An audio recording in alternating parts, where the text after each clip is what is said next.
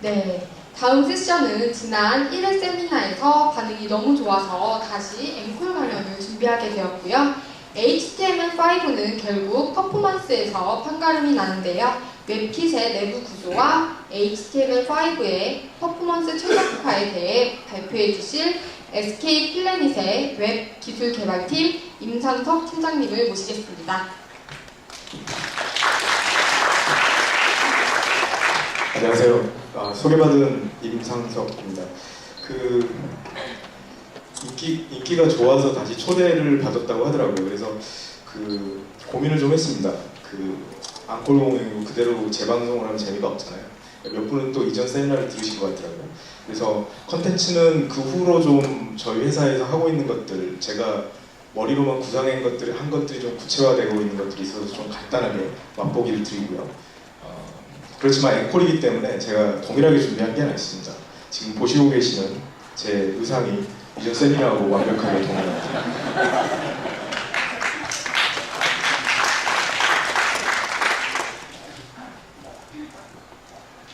다들 프론트엔드 전문가시고 프론트엔드 전문가가 되시고자 이 세미나를 참석했다라고 알고 있습니다. 저는 간단하게 하나 소개를 드리면 기존의 어떤 프론트엔드 개발자들 오래 하셨던 분들하고 비해서는 약간 다른 생각이나 어떤 다른 배경 지식이 좀 있을 것 같습니다. 대략 제가 이 프론트엔드 자바스크립트나 일부 마크업을 하기 시작한 건 대략 1년 반 정도이고요. 제가 2년 전 이때 제가 삼성전자를 떠났었고요. 그때 대략 5년간 웹킷 브라우저를 하다가 회사를 옮기고 약 6개월 정도 웹킷을 더 하다가 이제 서비스 회사에서 웹킷을 해서 배포를 하는 거는 이게 전략하고 맞지 않겠다, 우리가 기여할 부분이 없겠다라고 판단을 하고 이제 어떻게 보면 많은 분들이 프론트엔드 분야로 전향을 하게 됐습니다.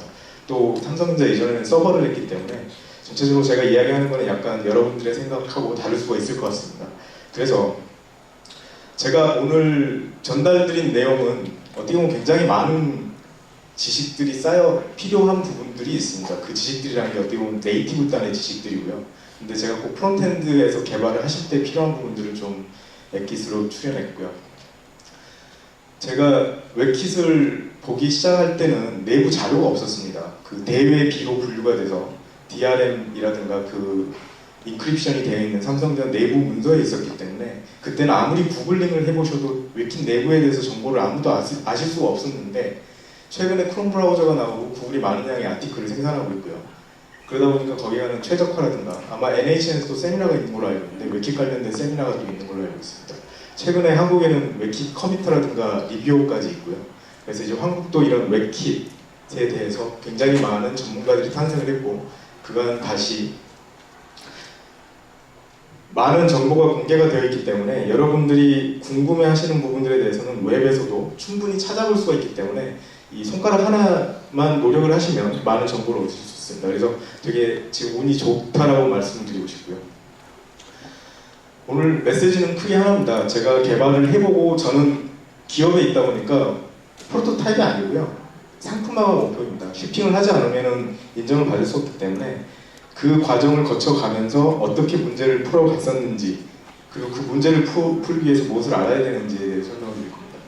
그래서 크게는 지금은 굉장히 프레임워크가 좋다 하더라도 상품화를 하기 위해서는 끝단의 어떤 튜닝들이 필요하고 그런 튜닝들을 하기 위해서는 웹킷에 어느 정도 지식이 필요합니다. 그리고 최근에 웹 인스펙터나 돔 인스펙터가 iOS 계열부터 해서 크롬까지 잘 지원되기 때문에 그런 툴들을 충분히 활용을 하시면 상당히 높은 수준의 앱을 개발할 수 있다는 게 하나의 메시지고요. 그리고 가장 또 운이 좋은 거는 최근에 저희가 이제 내재화도 하고 다른 이제 협력업체하고 일을 하는데 서비스 리퀘어먼트가 많이 바뀌었습니다. 지금 진저브레드 이상만 지원을 하면 일반적으로 서비스 shipping이 가능해지고 있고요. 1년 전만 해도 2.1까지 했었어야 되거든요. 그러니까 거의 할 수 있는 게 별로 없었습니다. 2.1까지 하기 위해서는. 근데 이제 2.3이고 2.3도 원래 4.0이라든가 iOS의 모든 기능을 지원하지 않더라도 폴백만 구현을 해도 UX팀과 어느 정도 협상이 가능한 정도로 되어 있기 때문에 지금 올해부터 시작해서 제가 보기에는 정말 프론트엔드 세계가 열리지 않을까라고 생각을 하고 있습니다. 제가 하나 질문 드리고 싶은 게 프론트엔드가 뭘까요? 전 전자공학을 전공했는데 전자공학이 뭐냐라고 저희 외할아버지께서 한 70, 80세 되실 때 계속 물어보거든요. 근데 설명이 되게 어려웠습니다. 여러분이 프론트엔드를 아실 텐데 여러분이 생각하는 프론트엔드가 뭘지 저랑은 아마 여기 계신 분들이 뭐 백엔드 쪽에서 프론트엔드에 관심 있으신 분들 아니면 순수하게 프론트엔드를 하시는 분들 아니면 하이브리드에서 네이티브를 하는데 프론트엔드를 관심이 있으신 분들 다 다르게 약간은 정의가 돼 있을 것 같은데 오늘은 저한테 50분이 주어졌기 때문에 제 나름대로 해석을 한번 진행을 해보도록 하겠습니다. 그래서 제가 어떤 생각을 하는지 어떤 차이가 있는지 좀 알아보시면 될 것 같고요. 그럼 또 웹앱은 뭘까요? 저희 회사 체험 홈페이지 가면 프론트엔드 분야하고 웹앱 분야가 있습니다. 프론트엔드는 뭐고 웹은 무엇일까? 이것들에 대해서도 한번 좀 정리를 해보시고 이 컨텐츠가 갖는 의미가 무엇인지를 좀 아셨으면 좋겠습니다. 그러면 본론으로 들어가세요. 오늘은 프론트엔드 개발 주로 CSS 관련된 부분입니다. 그러니까 웹사이트지만 네이티브 앱에 버금가도록 만드는 각종 이펙트들 그런 걸 구현해내려고 할 때 필요한 기술들에 대해서 설명을 드리고요. 이 문서는 지난번 세미나 이후로 제가 계속 업데이트를 웹으로 하고 있기 때문에 기트허브에서 다운을 받으시면 계속 액세스를 하실 수 있습니다. 그리고 저는 SK 플래닛의 웹기술 개발팀을 맡고 있는 임상수입니다. 그리고 현재 이 자료도 impress.js로 해서 만들어졌고요. 제가 한 가지만 더 보여드리고 좀 진행하겠습니다. 아까 프론트엔드 말씀드렸었는데요. 예전에 웹페이지를 보시면 제가 브라우저를 개발할 때 2009년 정도에 다음이 터치 이벤트를 잡아서 5월달에 공개를 했었거든요. 혹시 기억하시는 분들이 뭐 다음에 계신 분들 아실 것 같은데 터치 이벤트로 화면 좌우로 스크롤을 하기 시작했습니다. 그때 저는 집에 못 갔죠. 저는 타이즌 브라우저를 개발하는데 갑자기 저는 터치 이벤트를 지원을 안 하고 있었는데 갑자기 해버리니까 터치 이벤트의 지원은 쉽진 않습니다. 키보드 이벤트만 지원하던 시스템에서 일반적으로 키패드를 가정하고 있다가 갑자기 들어오는 것들은 굉장히 힘든 면들이 있죠. 그래서 날을 새고 알고 봤더니 터치 이벤트였고 그 이후로 대부분의 웹사이트, 아주 평범한 신문 사이트까지 다 스크롤러 정도는 기본적으로 적용을 하고 있습니다. 지금 이게 OK 캐시백 지금 개편 중인 사이트고요. 10월 1일날 저희 10월 1일날 이제 새 페이지가 오픈하게 되겠습니다. 그래서 이게 아마 작년도 정도 될 텐데요. 보시면 여기 스크롤러 정도 있고 뭐 로테이트로 빙글빙글 돌리고 있습니다. 하나씩 잡아서 타이머로 돌리고 있죠. 지금 현재 프론트엔드는 이 정도 기술인 겁니다. 그래서 이제 저희 팀이 같이 들어가서 작업을 했고요. 얼마 전에 다음이 메인 화면을 큐빅으로 개편을 했습니다. 그리고 당연히 이제 폴백을 하고 있죠. 큐빅을 다 구현할 수 없는 부분들이 있기 때문에 이거는 아마 외부인으로서는 이건 뭐 URL이 오픈이 되어 있기 때문에 이미 아시겠지만 이쪽 부분 다 스크롤러 적용되고요. 이쪽 패드가 있고 저희도 요즘 큐빅 정도는 다 적용을 해야 엣지가 있을 것 같아서 큐빅 정도를 적용을 하고 있고요. 계속 차별화를 말씀하시더라고요. 그래서 여기 스와이프를 하시면 이거는 노출이 안 돼 있는데 방금 이미지 쪼개져서 넘어간 거 보셨나요? 이미지는 배너 이미지 한 장이고요. 이거를 쭉 쪼개가지고 웹키 트랜스폼으로 다 돌리고 있습니다. 그래서 저거를 적용하기 위해서 UX팀하고 이야기를 했고 이 사이트는 그냥 URL 들어가시면 오픈되어 있는데 아마 10월 1일부터 대대적인 OK 캐시백 사이트 운영 캠페인이 있을 겁니다. 그래서 모바일 웹사이트 쪽이고요. 저희가 이제 뭐 OK 그 PC 사이트에 뭐 기존 액티브엑스도 많이 제거를 했습니다. 바코드 부분이라든가 쿠폰 부분들은 저희 기술로 다 제거했고요. 그래서 이제 아마 대부분 이 정도 수준의 모바일 웹사이트를 지금 기업들이 제공을 하고 있습니다. 근데 저희는 이제 웹사이트 외에 또 추가로 하고자 하는 것들이 좀 보여드리겠습니다.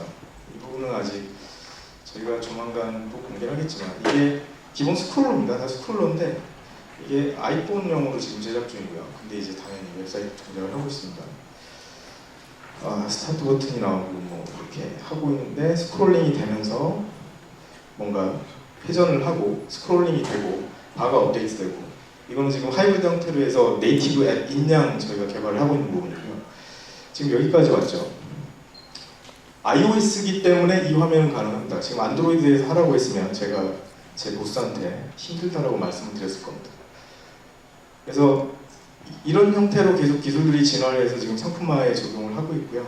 마지막으로 제가 재밌는 걸 보여드리는데 최근에 그때는 컨셉 정도만 있었는데 간단하게 하나 웹이라는 게 HTML5가 굉장히 공격을 많이 받았죠. 지난 3, 4년 정도 약을 너무 많이 팔아가지고 직접 하려고 보니까 안 되는 게 많다라고 하더라고요. 그 이야기를 제가 한양대 가서 교수님한테 들었습니다. 지금 완전히 네거티브하게 지금 돌아서 있는 건데요. 제가 보기에는 그 시선은 맞았는데 이제 지금부터는 그런 서비스 리퀘어먼트나 단말이 어느 정도 바뀌었기 때문에 충분히 HTML5로 생산이 있다라고 하고 저희는 이제 뛰어들고 있습니다. 이거는 이제 정식 데모는 저희가 아마 11월에 공개를 좀 하려고 하는데 미리 좀 맛배기 정도 좀 보여드릴게요. 웹에 저는 기본적으로 하이브리드 앱을 개발을 하더라도 웹 기술로 기본적으로 웹의 근본적인 속성에 충실을 해서 그거를 활용을 해야 된다고 생각을 하거든요. 그래서 보시면 3D 모델 같은 경우에는 이거 다 웹으로 그냥 동으로 되어 있는 것들입니다. 되어 있고요. 이제 이런 게 있습니다. 이게 뭐 어디 뭐 광고에 써볼까 아니면 어디 좀 뭔가 멋지게 해봐야 될 거라는 생각이 좀 드는데 여기다가 저희가 좀 넣어보는 게 뭐라? 여기 좀 찍어야 되나 잠시만요.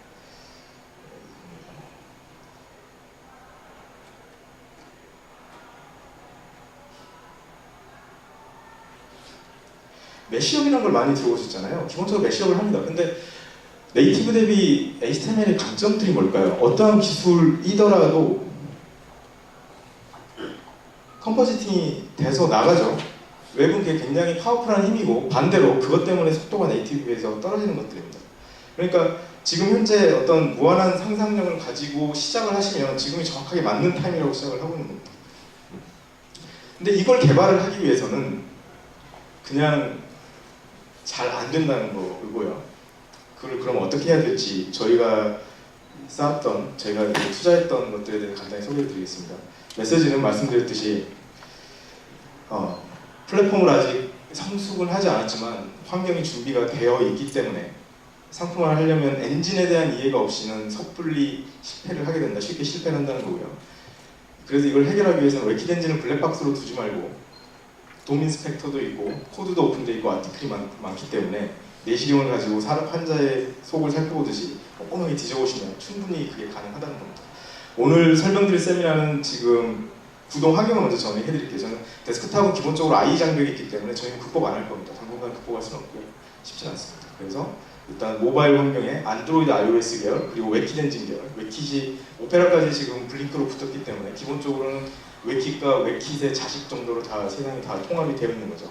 그리고 이제 여기 설명드린 것들은 당연히 웹이나 하이브리드에서 모두 공통적으로 적용 가능한 기술들이 들어있습니다.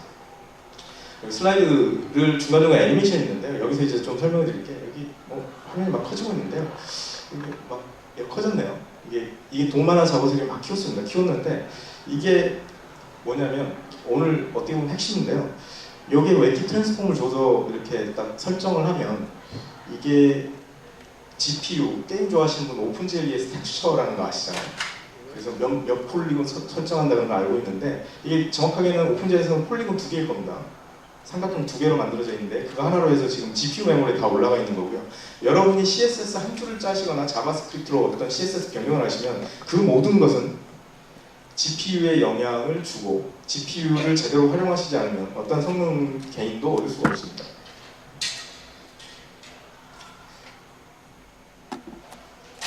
그래서 이건 이전에 보여드렸는데 이거보다 좀 더 재밌는 걸 보여드렸기 때문에 넘어가도록 하겠습니다. 그래서 제가 이 장을 준비한 건 항상 말이 많더라고요. 이게 HTML5 네거티브한 분들이 많아서 작년에 싸웠던 대표적인 예가 있죠. 주커버그가 뭔가 한마디 했더니 HTML5 전략을 선회하겠다라고 이야기하고 뭔가 MWC에서 커뮤니티 그룹 같은 거 만들어가지고 브라우저 벤더 모아서 해결하려고 노력을 하겠다. 그리고 당장 자기들의 앱들은 다 네이티브로 바꿨죠. 그래서 이제 센차에서는 페스티벌 공개해서 반향을 일으켰고요. 또 이런 거에 대해서 인텔 같은 경우에 저는 여기에 동의하는데 HTML5가 오버하이브입니다. 이게 뭔가 책을 쓰려는 사람들이라든가 제대로 상품화를 안 해본 사람들에서 너무 과장이 되었던 거지 잘못된 건 아닙니다. 우리가 나가야 될 방향이라는 거죠. 이게 제 기본적인 생각이고요. HTML5를 개발하는 제 책상에서는 기본적으로 한 30개 정도의 단말기 서비스 하나 시행할 때마다 여기 보면은 디바이스 UA 스케일링이라든가 모델 네임 OS별로 해서 다 예외 처리를 하고 있습니다. 예외 처리를 하지 않고는 기본적으로 상품화가 불가능하죠. 그래서 웹킷에 대해서 좀 본격적으로 들어가 보도록 하겠습니다.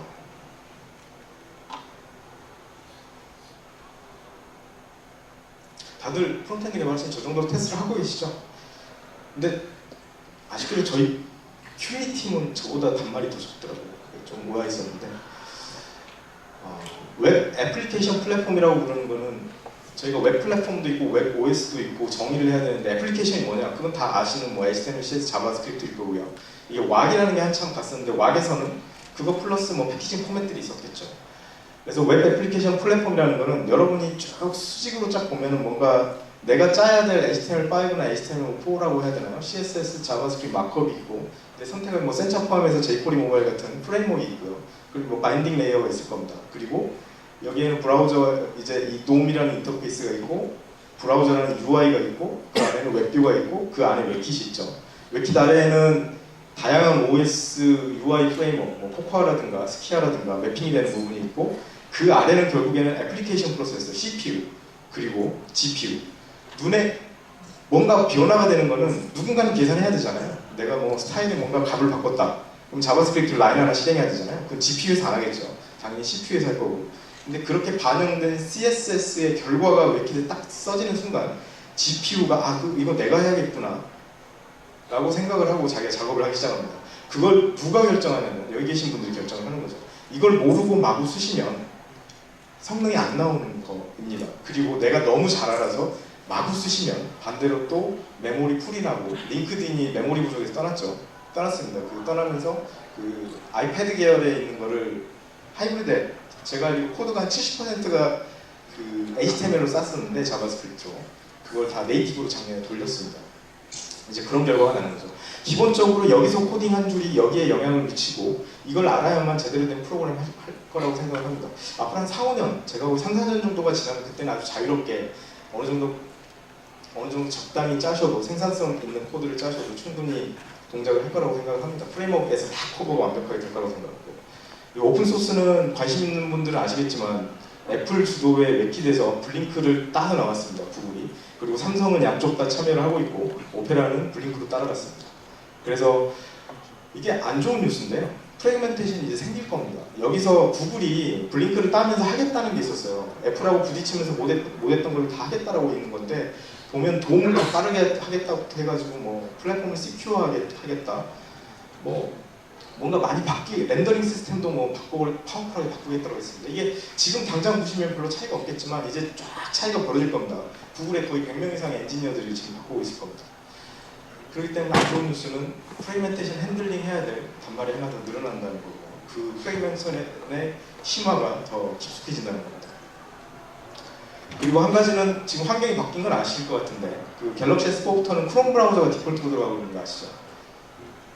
최근에 제가 버그 하나 작은 게 있는데 그 네이티브에 띄우는 거 있잖아요. 그거 어떻게 처리하셨는지 모르는데 예전 방식으로 혹시 띄워서 프로그램 하신 분들 크롬에서 크롬 25 버전 이상이 다 안 뜰 겁니다. 그런 부분들 다 체크 잘 해보시기 바라고요. 그러니까 이 브라우저가 동작하는 방식에 의해서 여기 계시는 분들이 집에 빨리빨리 못 가게 되는 거죠. 그 정도로 아직도 기술 발전이 빠르기 때문에 굉장히 좋은 분야라고 생각을 합니다. 아까 그 웹 플랫폼 그램에서 한 단계만 더 내려가면요. 웹킷이라는 거는 기본적으로 뭔가 인베딩 API 이게 그냥 네이티브 시스템 위젯인 겁니다. 위젯 하나 뭐 버튼 위젯 같이 하나 딱 넣어놓으면 그 안에는 얘가 뭘 하는 거냐. 버튼 위젯은 그냥 레이블 정도 있고 뭐 클릭하면 이벤트 핸들링 해주는 거지만 이 위젯이라는 거는 HTML을 입력을 주면 파싱해서 멋지게 그림을 보여주는 거죠. 그러니까 이런 바인딩이 있는 거고 이거는 다들 예상하시겠지만 HTML, CSS, 자바스크립트 아니면 HTML, CSS 파싱을 하고 자바스크립트 파싱을 하고 여기서는 이제 결국은 그래픽 버퍼에 점을 다 찍어야 되는데 이런 것들은 이제 플랫폼에 다 디펜던트 할 수밖에 없는 부분들입니다. 그래서 아래 보시면 다 다릅니다. 다 다르고요. 그렇기 때문에 여러분이 단말별로 OS별로 다 테스트를 하실 수밖에 없습니다. 그러니까 내가 분명히 페인팅을 하라고 명령을 했는데 여기서는 이제 큐티는 요즘 좀 많이 떨어졌지만 아직도 좀 풀리는 데가 있어서 큐티 같은 경우에는 페인팅을 쭉 큐에다가 쌓아놓고 한꺼번에 한다. 그렇기 때문에 나는 여기 바꿨으니까 바뀌었겠지 해서 들어가 보시면 엔진 스스로가 내가 페인팅 리퀘스트 개수를 줄여서 모바일의 성능을 최적화해야지라고 하고 막아버리고 있는 거죠. 그러니까 근데 도대체 어디까지 알아야 좋은 프로그램을 할까요? 그거는 본인들이 좀 판단을 해보시길 바랍니다. 제가 극단까지 내려가 봤는데 깊게 알아도 다 활용을 못하는 부분들은 분명히 있습니다. 그 부분은 제가 제 경험을 또 간단히 말씀드리겠습니다. 그래서 웹킷의 주요 기능은 파싱하고요. 레이아웃은 다 아시겠지만 간단합니다. 왼쪽 상단에 점 찍고 위드 사이트 값 그려주는 게 레이아웃이고요. 그런데 이게 굉장히 비쌉니다. 비싼 현상이고 뭐 텍스트 그리고 그래픽 그리고 뭐 이미지 디코딩하고요. GPU 가지고 아까 보여드렸던 그 노란색 박스가 커지는 연산을 GPU로 하게 되고요. 그리고 네트워크 하드웨어. 근데 1, 2번 기능만 공통적입니다. 웹코어 부분까지는 공통적이고 나머지는 다 다르다고 보셔야 되고요. 지금 갤럭시 S4에 들어가 있는 건 삼성 크롬 소스를 따다가 크롬 브라우저를 넣는데 구글에서 넣은 크롬 버튼이 있죠. 크롬 버튼은 구글이 패키징해서 넣은 크롬 브라우저입니다. 이 두 개의 동작이 많이 다르죠. 그거에 대한 불만은 굉장히 많이 올라 있습니다. 모두 레디언스부터 해가지고 뭔가 처리하는 게 다 다르더라고요. 동일한 크롬 브라우저임에도 불구하고. 그리고 4.2까지는 크롬인데도 있고 아닌데도 있고. 그래서 아직까지도 이런 제조사들이 그 본인의 차별화를 위해서 계속 변경을 하고 있기 때문에 프래그멘테이션은 앞으로도 계속 심화될 거다. 그래서 아직도 고생길이 쉽게 끝나진 않을 것 같다는 생각입니다. 그래서 이제 크롬이 대세입니다. 어떻게 됐든 간에 제가 보기에는 삼성 정도로 브라우저를 직접 빌드해서 shipping할 정도의 역량이 있는 회사가 거의 유일할 것 같고요. 그래서 삼성을 제외한 모든 애들은 4.3부터는 다 크롬이 디폴트로 들어갈 걸로 예상을 하고 있습니다. 크롬은 기본적으로 굉장히 그 시대에서는 이노버티브하고요. 여기서 혹시 OS를 전공한 거 있으면 이렇게 안 만들었으면 그거는 거지 같은 아키텍처였다라고 이야기를 할 수 있을 겁니다. 거지 같다는 건 제가 다음 장에 보여드릴 거고요. 기본적으로는 멀티 프로세스입니다. 그래서 아까 웹코어에서 파싱하는 부분 있잖아요. 자바스크립트 수행하고 저기는 일단 들어가면 CPU가 안 빠져나옵니다. 그런데 이 사용자가 막 클릭하면은 처리할 방법이 없잖아요. 그래서 크롬은 그 문제를 해결하기 위해서 근본적으로 멀티 프로세스 구조를 가져가는 겁니다. 그래서 아무리 여기서 삽질을 해서 자바스크립트 이상하게 짜놔도 UI 반응은 여기서 별도 프로세스를 하기 때문에 최소한 리눅스 타임 퀀텀 내에서는 처리가 되겠죠. 그래서 그리고 이제 뭐 GPU도 별도로 분리하고 이런 게 일종의 샌드박싱에 OS로 가기 위해서 이렇게 구조를 한 겁니다. 기본적으로 이제 크롬북 같은 경우에는 OS로 가는 전초전이거든요. 지금 한국에서는 큰 반영이 없지만 미국에서는 기본적으로 교육 시장에 가시면 안드로이드, iOS 그리고 크롬북입니다. 상당수의 컨텐츠가 크롬북을 타겟으로 하고 있습니다. 그러니까 만약 여기서 내가 실리콘밸리에서 뭔가 좀 해보겠다고 싶으신 분은 이런 데서 힌트를 얻고 좀 준비를 더 하시는 게 좋을 수가 있습니다. 그리고 저는 이게 최악이라고 생각하는 안드로이드 브라우저 앤디 루빈의 작품이죠. 그런데 어쩔 수가 없었을 것 같습니다. 이것도 굉장히 고생해서 만들었거든요. 기본적으로 프로세스가 하나입니다. 그러니까 하나고 근데 자바스크립트가 예전에 엔진 설정 한 10초 정도 그냥 막 실행이 되거든요. 리턴 안 해주고 그럼 방법이 없잖아요. 그래서 얘가 그때 한 2005년이었을까요? 만들면서 어떻게 했냐면 UI 스레드를 딱 분리를 했습니다. UI 스레드를 딱 분리를 하니까 생각해보면 여기에서는 이제 GUI, 뭐 북마크라든가 뭐 버튼들을 그리는 거 분리가 됐으니까 이제 빨리 반응할 것 같잖아요. 근데 문제는 여기입니다. 여기 웹 컨텐츠 영역도 뭔가 그림을 그려야 되잖아요. 근데 그거의 최신 데이터는 여기서 다 가지고 있고 여기다 뭔가 어싱크로너스하게 명령을 주면 여기는 계속 바뀌고 있을 텐데 내가 이거 갖다 뿌리면 뭔가 깨질 것 같잖아요. 그래서 이 동트를 액세스할 수 없어서 뭘 하냐면 중간에다 캐시를 만듭니다. 그래서 정확하게 동노드라기보다는 그 드로잉 프리미티브라고 하는 것도 있습니다. 스키아의 드로잉 프리미티브를 여기서 캐싱을 하고 있다가 여기에서 뭔가 반응이 있으면 바로 여기서 스크롤링을 해주죠. 그래서 안드로이드 브라우저가 이렇게 날아가는 것들 있잖아요. iOS는 날아가지 않습니다. 근본적으로 두 개의 방식이 달라요. iOS 같은 경우에는 픽셀로 해서 대략 9배 정도 화면 영역을 가지고 있죠. 한번 스크롤로 도달할 수 있는 거리를. 얘들이 근데 전체 화면을 다 가지고 있어요. 한번 그린 걸. 그렇기 때문에 처음부터 끝까지 날아다닙니다. 그거의 차이가 이제 일반 사용자들은 몰라도 되지만 여기 계신 분들이 잘 안다면 그런 것들을 이용해서 페이지를 더 구성할 수 있을 거라고 생각을 합니다. 이게 최악의 어떤 결정이었고요. 그렇기 때문에 웹킷 메인트리라고 하는데 그쪽으로 소스 코드가 잘 반영이 안 되는 그런 문제들이 수많은 문제들을 야기를 하고 이제 앤드루 빈이 퇴장했으니까 조만간 퇴장하지 않을까 생각이 있습니다. 근데 아직 ICS가 많이 팔려서 몇 년이 더 걸릴 것 같습니다. 그래서 웹킷에 대해서 간단히 말씀드렸는데 그 HTML 파서에 대해서 말씀을 드릴게요. 기본적으로는 뭐 바이트가 오면 도움에 넣는 게 HTML 파서고요. 아주 쉽습니다. HTML은 여러분이 적어둔 라인 바이 라인으로 계속 읽어가지고 파싱하고 스크립트 태그 만나네? 아니 뭐 이미지 태그 만나네? 이미지 태그 만나자마자 네트워크로 리퀘스트 날려서 너 가져와 라고 하고 스크립트 태그는 만나자마자 다시 그거 가져오거나 있으면 바로 실행을 시킵니다. 근데 여기서 이제 대부분 사람들이 알고 계시는데 몇 가지 이제 문제들이 좀 있죠. 예전에 보면 프리로드 스캐너가 2009년, 2010년 정도에 들어왔는데 이게 없었어요. 파이어폭스하고 없어가지고 뭐가 문제였냐면 자바스크립트를 딱 만나면 멈춥니다. 파서가. 왜 그러냐면 그 자바스크립트는 실행을 해봐야 나옵니다. 여러분 아직도 광고에다 거 많이 쓰더라고요. 다큐먼트 잡아가지고 다큐먼트 라이트 쓰시잖아요. 그런 거 쓰기 때문에 이걸 어떻게 바꿀지 모르거든요. 그러니까 자바스크립트를 만나면 무조건 멈춰 있어야 되거든요. 근데 그게 아니고 이게 혁신적으로 속도를 빠르게 했던 거는 야 일단 어떻게 될지 모르지만 뒤에 있는 이미지 태그나 그런 리소스들은 네트워크 레이트 시키니까 미리 가져오자. 아주 간단한 아이디어입니다. 그 정도를 구현해서 내서 넣었고요. 그래서 이거를 잘 활용하도록 HTML하고 CSS를 구성을 해주셔야 됩니다. 저희도 이제 협력업체들하고 일하다 보면은 아직도 좀 부족한 부분들이 있어서 저희가 이제 코드를 많이 요구를 하고 있고요. 그리고 이제 CSS에 좀 뭐 구글 기사들 찾아보신 분들은 CSS 임포트 쓰지 말라고 하잖아요. 임포트 같은 경우에는 써놓으면 그 안 가져오거든요. 까서 보기 전까지는. 그러니까 미리 CSS 같은 여러 걸 가져올 수가 있는데 CSS 안에 임포트해서 가지고 계시면 그거는 병렬 로딩이 안 됩니다. 도민 스펙도 띄워놓고 보면 네트워크 리퀘스트가 병렬로 쫙 나가잖아요. 이게 계속 끝까지 가는 게 가장 좋은 페이지를 만드는 건데 그렇게 안 되는 것 중에 하나거든요. 저희가 이제 기프티콘도 했는데 그게 안 되더라고요. 그래서 수정을 했는데 이게 참여 툴이라고 말씀드리면 최근 브라우저에서 이걸 패치를 했어요. 제가 12년 하반기로 알고 있고요. 이제 CSS에도 프리로딩 스캐너가 들어가서 이제 처리를 해줍니다. 그러나 여러분들의 고객들은 아직도 예전에 브라우저를 많이 쓰시고 있기 때문에 그 부분 충분히 감안해서 프로그램을 하셔야 될 것 같습니다. 그리고 이게 이제 메인 포인트로 왔는데요. 그 웹킷에서 아까 그 CSS 작업들 많이 하시죠.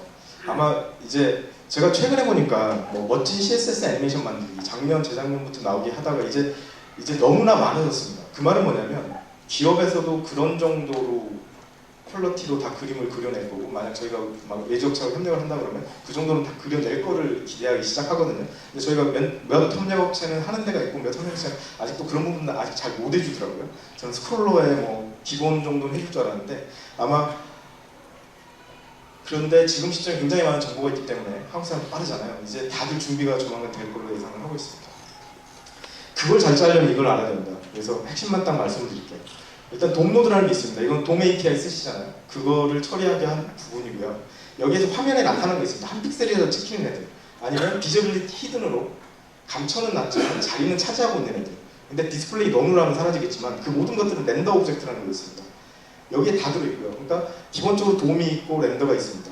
근데 이제 어떻게 보면 프린팅하는 거거든요. 매거진을 프린트하는데 어떻게 보면 최적화가 되기 때문에 그 필요한 렌더 오브젝트들을 한 번에 같이 출력했을 때 내가 이렇게 쭉 잡아가지고 지어드링을 해서 올렸다 내렸다 할 수 있잖아요. 그런 애들은 하나로 딱 묶어놓습니다. 그게 렌더 레이어들이. 그렇게 쉽게 이해를 하시면 됩니다.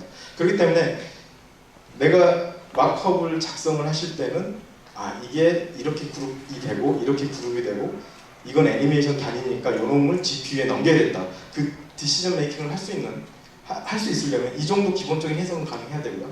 저걸 어떻게 하는지는 되게 간단하기 때문에 설명을 드리도록 하겠습니다. 이게 지금 여기 있는데 페이지가 있고 포지션 앱솔루트로 해서 뭐 여기 쭉 있습니다. 그리고 웹킷 트랜스폼 트랜스레이 3D로 페이지를 줬거든요. 이게 보면 이게 다큐먼트고 여기 아까 말씀드렸듯이 렌더 오브젝트가 만들어지는데 예전 같은 경우에 웹킷 트랜스폼이 없으면 이게 하나밖에 없을 겁니다. 근데 웹킷 트랜스폼이 있기 때문에 이걸 하나 더 만들고요. 하나 더 만들어서 이거를 GPU에 매핑을 하게 되는 겁니다. 그래서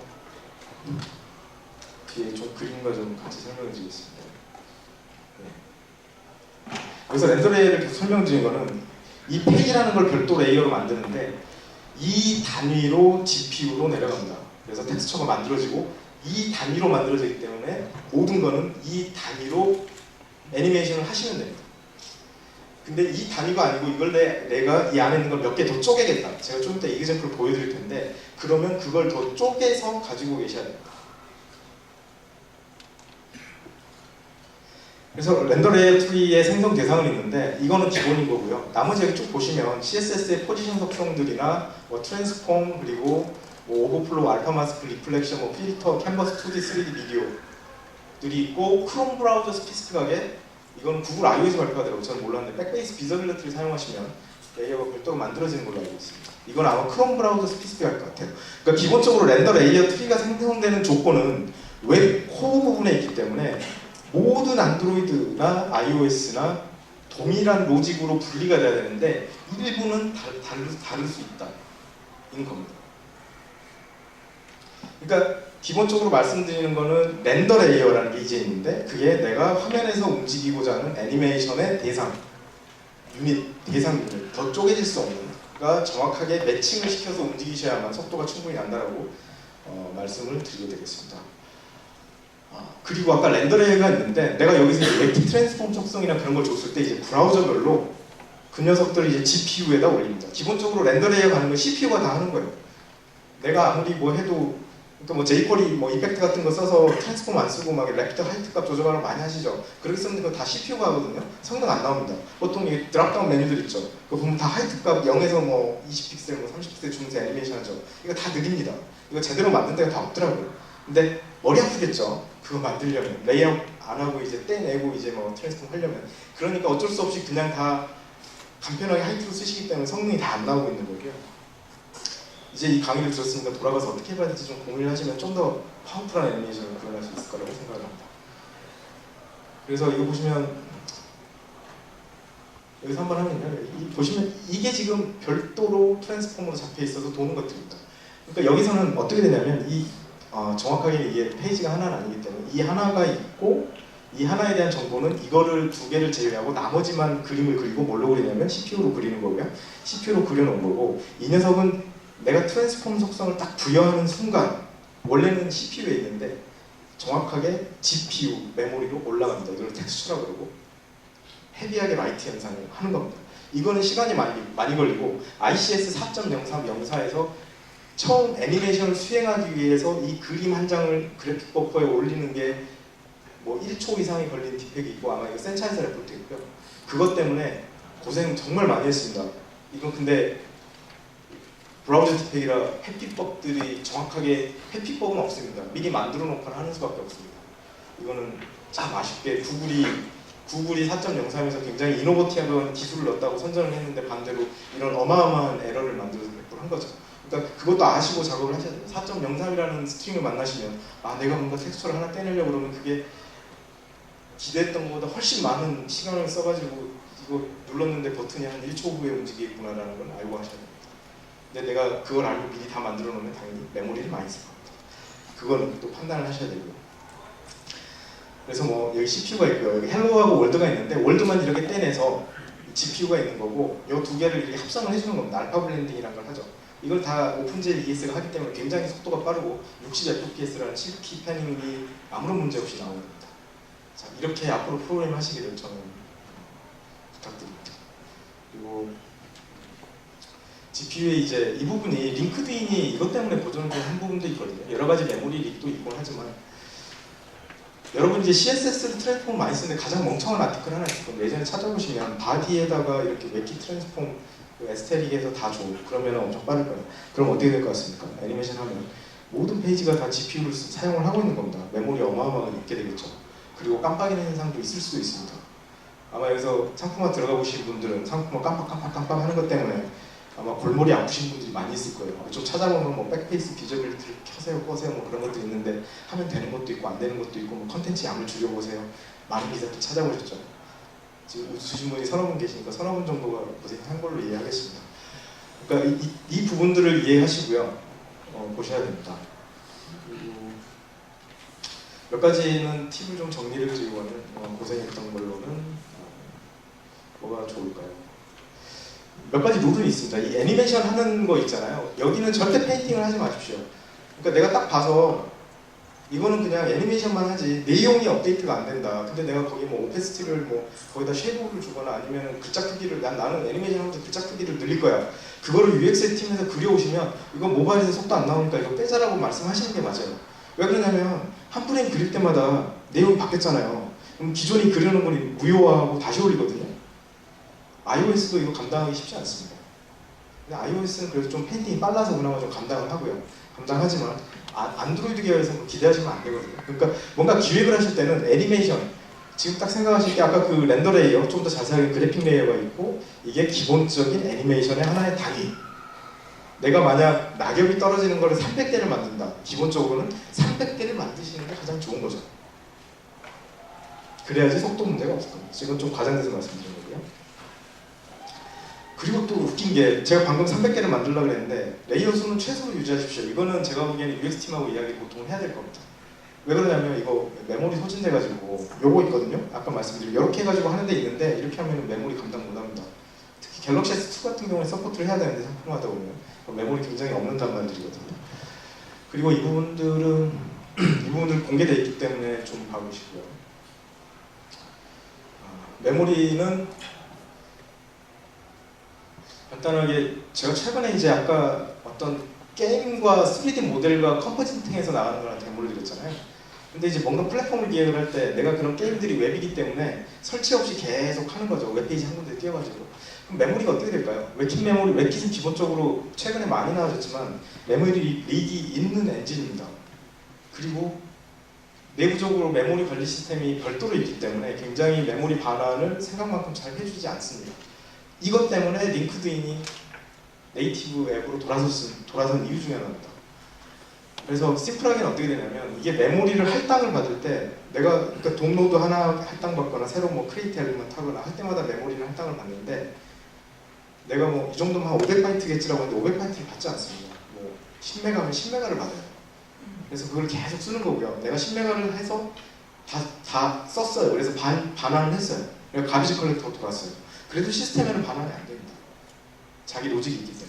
그러니까 기본적으로 프로그램 할 때 메모리를 할당받는 거를 더 보수적으로 접근하시고 최대한 빨리 풀이를 해야 되는 거고 게임 같은 걸 짜거나 돈 같은 걸로 그러실 경우에는 전체적으로 내가 이것들은 이제 테크닉들이 다 나와 있습니다. 구글 쪽에 보시면 스태틱하게 풀을 만들어서 내가 오브젝트 500개다 뭔가 게임 애니메이션이나 어떤 오브젝트들이 있을 때 500개라 그러면 500개를 잡아서 하시는 게 가비지 컬렉터 통제하거나 아니면 메모리 릭 방지하기는 가장 좋은 방법이고 저는 기본적으로 제공하라면 저는 제가 하고 있는 거는 기본 아이프레임으로 넣었다 뺐다 합니다. 그래서 기본적으로 완전히 디스트로이 시켜버리고 해당 부분을 그리고 다시 만들고 하는 방법으로 최대한 메모리가 도망가지 않게 하고 있습니다.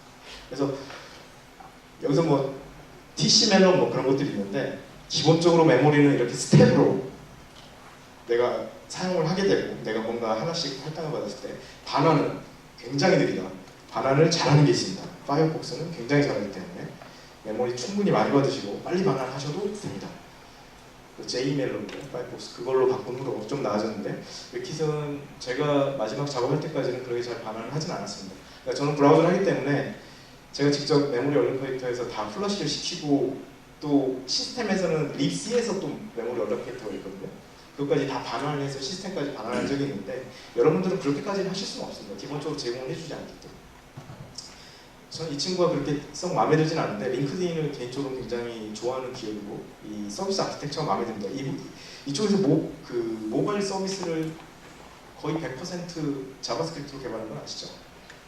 이쪽에서 다 그렇게 했고 자바스크립트 프론트와 백엔드 자바스크립트 엔지니어 주로 프론트엔드 엔지니어들이 백엔드까지 커버를 해서 개발한 플랫폼이고 그걸 위해서 노드.js 엔진엑스를 사용을 했고요.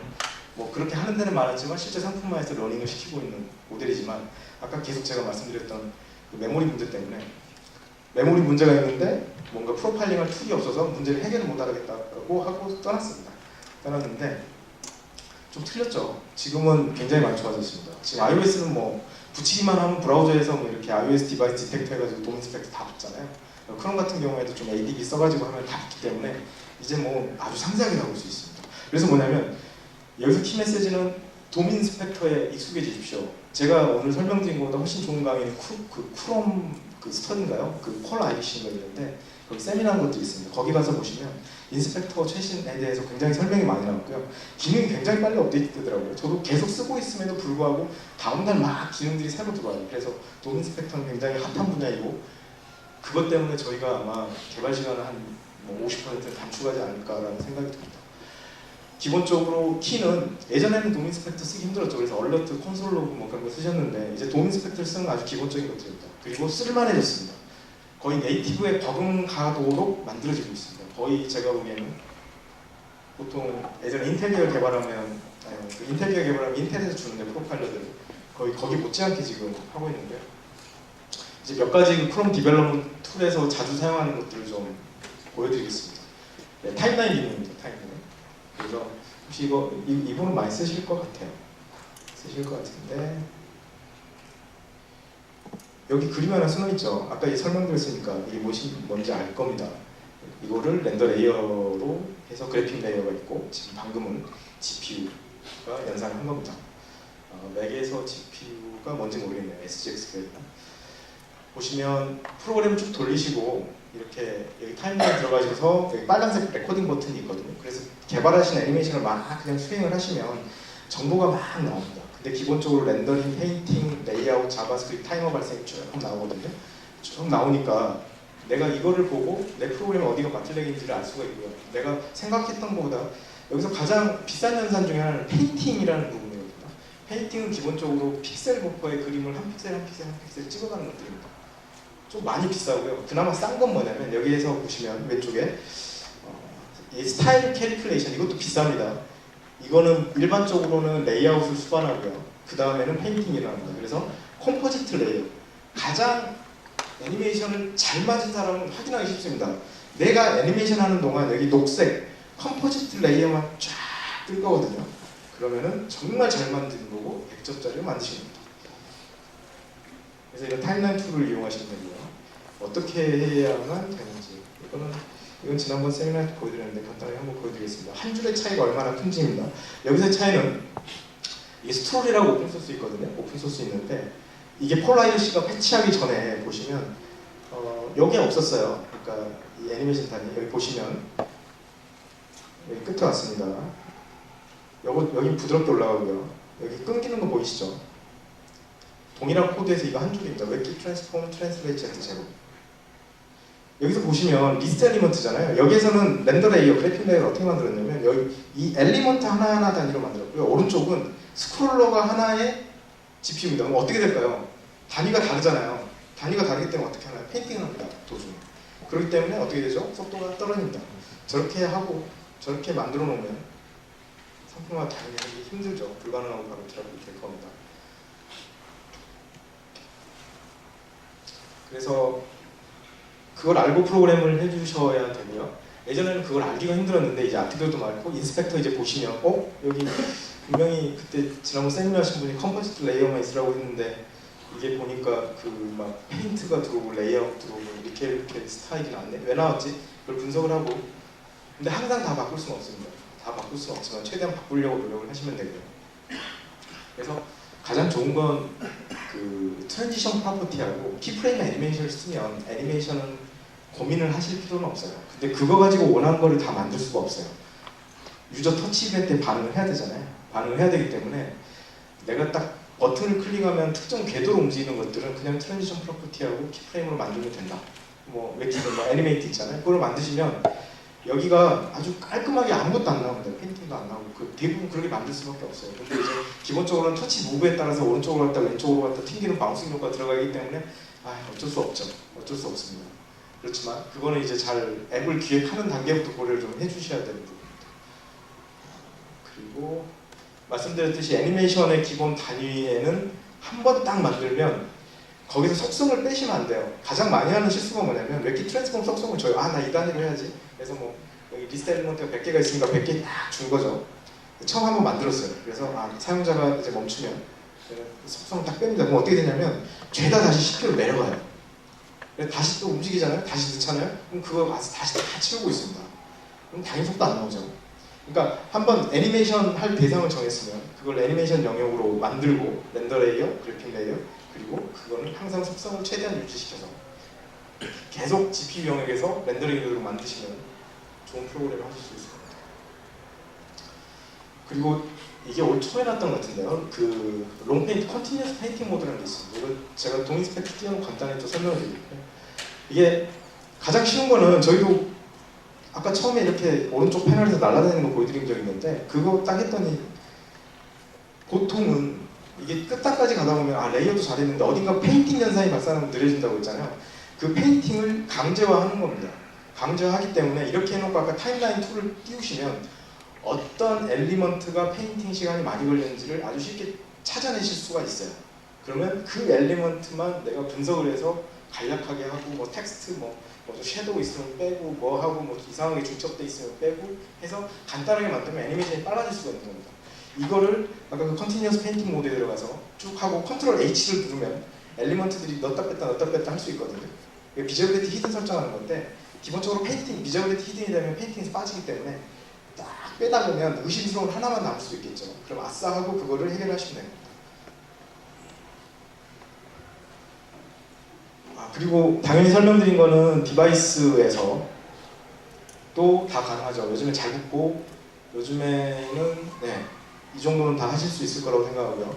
그 인터넷 찾아보시면 디바이스에 뭐 안드로이드 ADB 설치하고 크롬 붙이면 돔 인스펙터가 바로 PC에서 볼 수 있습니다. 아주 편리하게 다 디버깅 하실 수 있습니다. 아쉽게도 근데 안드로이드하고 크롬하고는 기본적으로 동작이 다르기 때문에 크롬에서 내가 최적화했다고 해서 그 안드로이드에서 사라지진 않겠죠. 굉장히 아키텍처적으로 다르고 왜 다른지는 아까 제가 설명을 드렸었습니다. 그래서 제가 100점짜리를 보여드릴게요. 이게 최적화하기 전에 보시면 여기 보시면 컴포지트 레이어만 있으면 좋다고 그랬는데 캐리큘레이트 스타일 했습니다. 그리고 다시 애니메이션, 리퀘스트 애니메이션 프레임 파일 되고요. 뭐 하다가 이렇게 막 뭐가 되고 있습니다. 근데 왼쪽 보시면요. 똑같이 애니메이션을 구성했는데 깔끔합니다. 아무것도 없죠. 이건 대부분 이제 60fps에서 나올 겁니다. 이렇게 만드시는 거를 하실 수 있으면 가장 좋을 것 같습니다. 그리고 제가 보니까 최근에 크롬 브라우저에 몇 개 추가가 됐더라고요. 그래서 보니까 애노테이션 기능들이 추가가 됐습니다. 애노테이션. 여기 보시면 들어가죠. 돔 인스펙터인데 여기 보시면 또 오늘은 컨티뉴어스 카나리에서 봐야 되겠네요. 일단 그건 제외하겠습니다. 컨티뉴어스 페인팅 무드가 여기 설정이 되면 나오거든요. 그거 설정하시면 되고요. 보시면 내 프로그램 짤 때 그 콘솔에 새로운 메소드들이 있습니다. 타임스탬프를 찍으면 여기에 하나 들어와 있거든요. 여기 보시면 여기 끝에 들어와 있는 거 보이시나요? 제가 계속 찍어보겠습니다. 들어오죠. 뭔가 들어옵니다. 이렇게 해서 내 프로그램이 어디부터 어디까지 이거는 제가 보기에는 프레임워크나 라이브러리를 쓰실 경우에 좀 유용할 것 같아요. 그쪽으로 들어갔는데 뭐 하는지 모르잖아요. 그럼 내가 짠 코드하고 라이브러리 코드 이런 거 애노테이션에는 분리하기 쉽잖아요. 그러니까 이 기능이 들어와 있더라고요. 저는 이 기능은 최근에 알았고요. 그래서 이제 쓰기 시작했습니다. 그러니까 라이브러리 프로그램 하시는 분들은 그 타임라인 패널에서 패널 프로그램이라고 하는 크롬 브라우저에서만 지금 지원이 되는 거고요. 여기 뭐 타임라인 마커 여기 보시면 여기 뭐 스탬프도 있고요.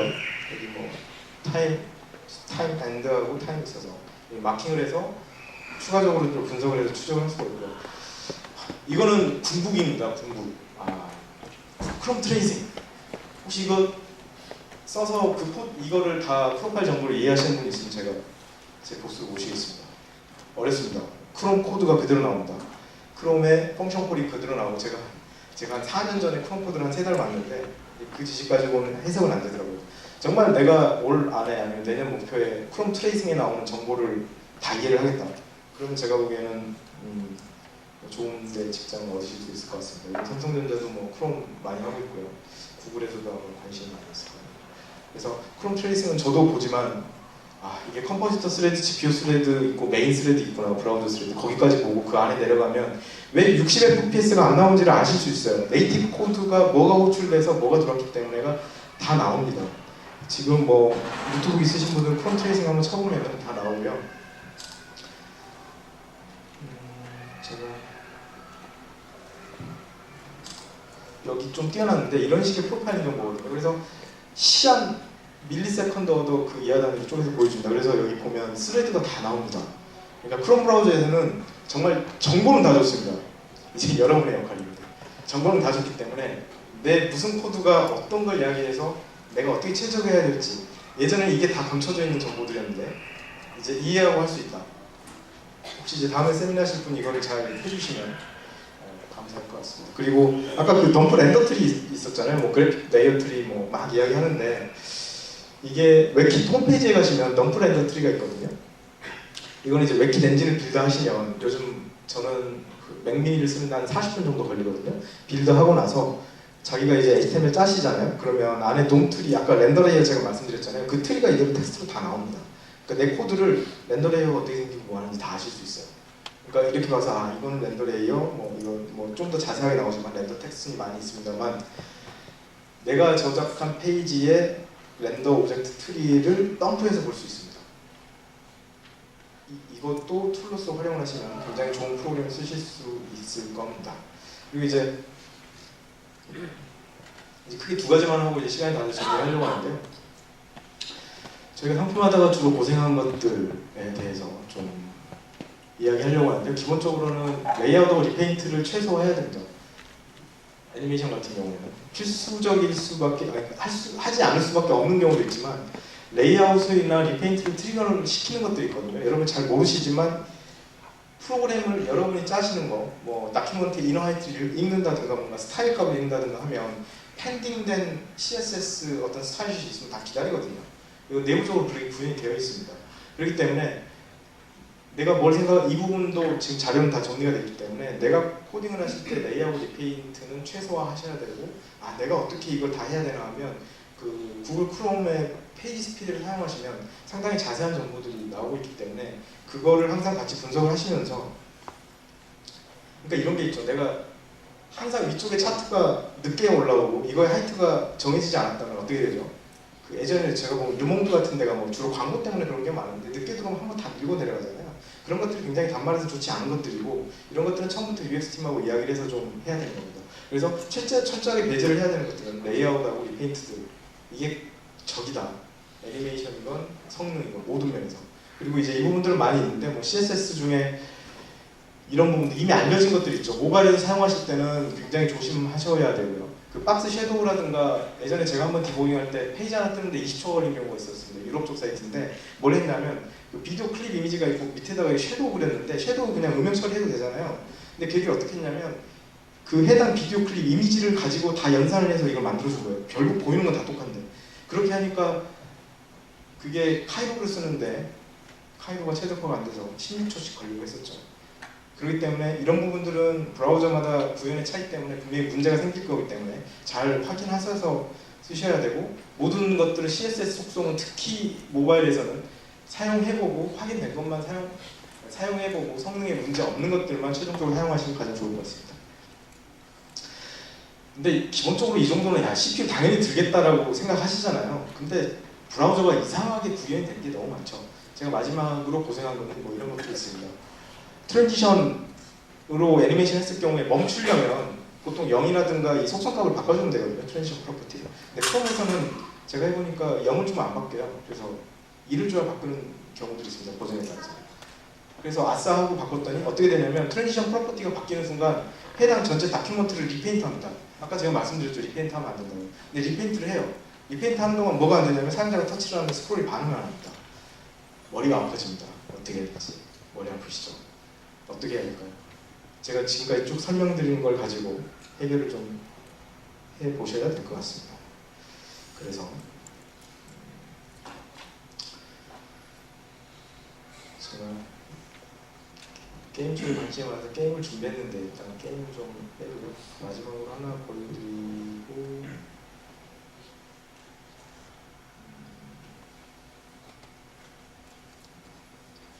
여기 보시면 아까 이제 이거 가지고 좀 마지막 클로징 하겠습니다. 여기 보시면 지금 나온 거 보셨죠? 지금 애니메이션 단위가 이거잖아요. 그죠? 한꺼번에 다 나온 게 아니죠. 그러니까 나 이 단위로 쪼개야겠다고 했는데 UX팀에서 뭘 했냐면 여기 바가 올라갑니다. 근데 바가 동일한 레이어에서 어떻게 될까요? 페인트를 계속 하게 됩니다. 이쪽에 대해서. 그리고 여기 이쪽은 안 보이는데 다시 보여드릴게요. 여기 초가 올라가죠. 여기 초가 사라졌어. 이쪽에 뭐 초가 올라가죠. 이거를 지금 도미 스펙터 까보면 어떻게 되냐면 지금 여기 업데이트하고 여기 업데이트하기 때문에 레이아웃이 발생합니다. 레이아웃은 항상 페인트를 대부분 수반을 하고 스타일 리퀴피케이션하고 페인팅을 하기 때문에 애니메이션에 영향을 주죠. 근데 그나마 지금 이게 iOS 향으로 개발을 하고 있기 때문에 이 정도는 견디고 있고요. 돔트리 살짝 보여드리면 지금 보시면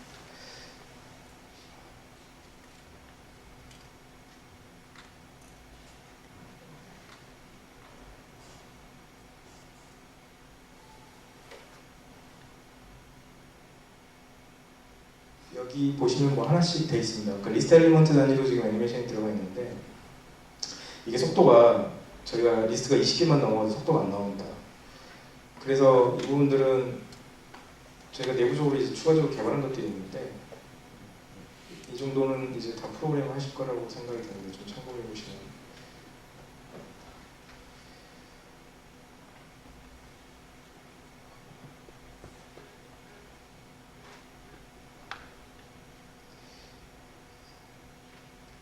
지금 여기 동틀 보면 앱솔루트로 다 바꿨잖아요. 이게 아까 트랜지션 프로퍼티 문제를 떠나서 지금 계속 애니메이션이 있구나. 잠시만요.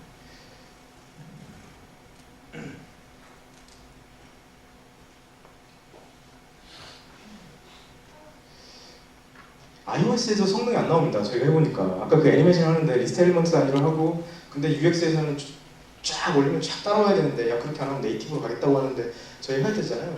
예전에 뭐 KTH도 이야기했지만 보시면은 그래서 어떻게 했냐면 저 보시면 앱솔루트로 다 잡고요. 좀 디스플레이 논을 했습니다. 아까 말씀드렸듯이 그러면 어떻게 되죠? 렌더 트리에 사라집니다.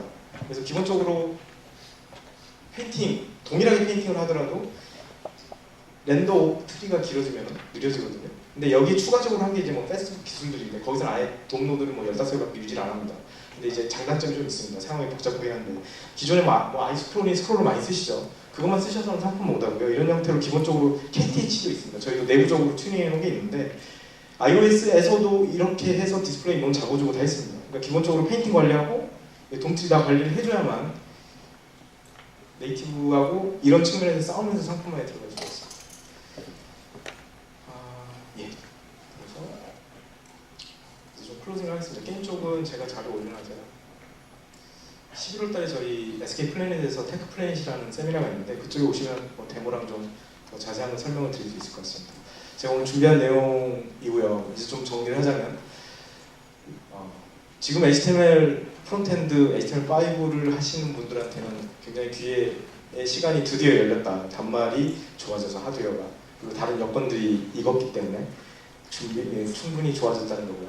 근데 프론트엔드 개발, 내가 한 10년 차 예전부터 I 시절부터 해오시던 분들 오늘 제가 들은 강의를 들으면서 프론트엔드 개발이 뭘까 한번 다시 생각을 해보십시오. 저도 이제 그런 분들하고 만나서 이야기해보면 상당히 다른 부분도 있고 뭐 같이 보는 점들도 있거든요.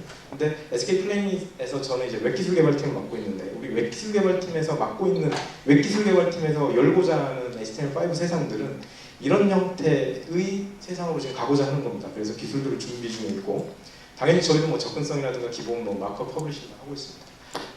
그러니까 그런 부분에 대해서 충분히 뭔가 공감을 하신 부분들이 있다면 준비해 주시면 될 것 같고요. 웹도 이제 퍼블리싱도 있지만 개발이 맞거든요. 개발인 거고 개발할 때는 툴을 쓰시고 이제 수많은 정보들이 다 따서 보여지기 때문에 그거를 학습해서 이해하는 노력은 본인들의 이제 몫이라고 생각이 됩니다. 2년 전만 해도 그런 정보가 없어서 모르겠다고 하시는 건 익스큐즈가 됐지만 지금은 다 공개됐습니다. 이제 대부분이 공개됐기 때문에 이제 그걸 알고 하시면 충분히 좋은 애플리케이션을 만들 수가 있습니다. 그리고 최근에 이제 게임 쪽도 도움 요즘 많이 쓰거든요. 캔버스 쪽도 좀 관심을 가지시는 게 아마 좋을 것 같고요. 그리고 뭐 질문지는 그전 질문이랑 똑같습니다. 질문이 혹시 있으면 받고 하나만 받고 마무리를 할게요. 없으면 바로 내려가겠습니다. 그 웹 표준과 픽 엔진어의 관계가 HTML을 개발할 때는 디플로이는 성능이 안 나오니까 엔진도 공부하는데 그게 되게 있잖아요. 관계가 표준은 말 그대로 표준이고요. 구현에 대해서 관여하지는 않습니다. 일반적으로 돔이라든가 뭐 인터페이스만 정의를 하고 그 구현은 브라우저 벤더마다 다 다른데 구현한 사람들의 실력이나 플랫폼의 완성도가 다르기 때문에 성능의 차이가 날 수밖에 없습니다. 이거는 뭐 20-30년도 더 된 문제인 것 같습니다. 예전에 IE 시절도 문제 많았듯이. 그러니까 표준하고 웹킷 엔진의 구현하고는 분명히 다른 거죠. 다르게 맞는 것 같습니다. 타임라인 돔 인스펙터 보는 거 잠깐만 좀 보여주면 안 될까요? 사이트 하나 여기서 어떤 사이트? 그리고 어도비 아도비 마커는